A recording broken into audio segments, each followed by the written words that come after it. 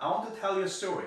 It's about a 23-year-old male who came into our office. Realtor by day, bodybuilding enthusiast by night.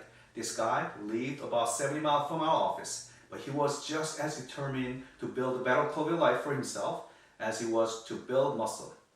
Here is an issue.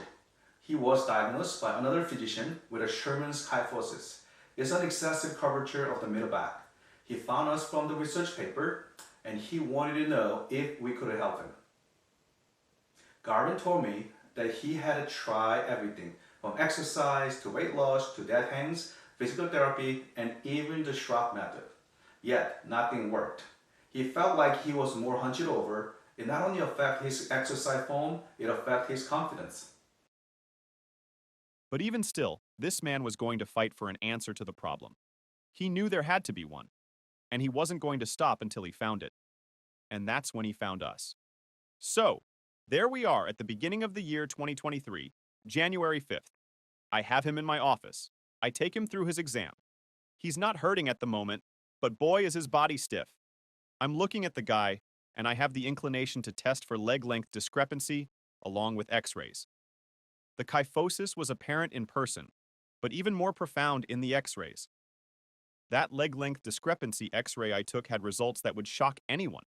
8 millimeter length discrepancy in his left leg. Sounds like a little, but it's really a lot.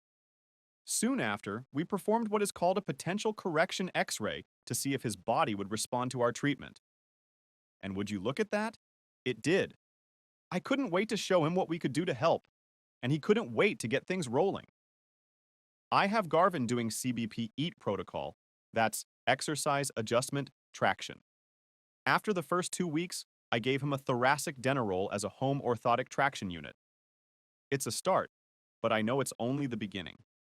The treatment continues, 3 times a week for the first 8 weeks, then twice a week for the next 7, and then once a week until a follow-up x-ray. Through his will to participate in the healing process by following my recommendation to the letter, he had proven himself that he was ready for the next level. We both knew it would be a challenge, but he was all in and wanted to go full throttle towards getting better. On April 13th, 2023, we started with KyphoBrace. May 18th, 2023, we did an in-brace x-ray to see if the brace was working as intended or if I needed to modify it to continue spinal correction. July 18th, 2023 follow-up, we did x-rays without the KyphoBrace. A total of 45 visits on the x-ray date. By that time, this man was wearing his KyphoBrace 20 hours a day. Guess what happened? He began to feel much more confident about himself. Want to take a good guess why? No more hump. He can stand and sit taller now. He couldn't do it before, even if he forced himself. His posture improved, x-ray improved, and his bending forward picture also no longer shows the hump anymore.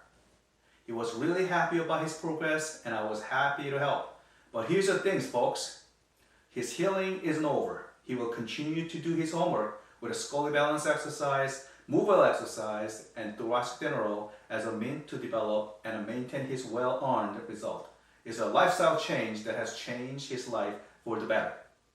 Nothing that is worth it is ever easy. Garvin knew that, and I know that. But I want you to know that for yourself too. You're worth it. That is a better quality of life for you, just waiting for you to take action towards it. So let's do it. Let's take action towards building the better quality of life that you know you deserve. Let me help you too. Enjoy the life.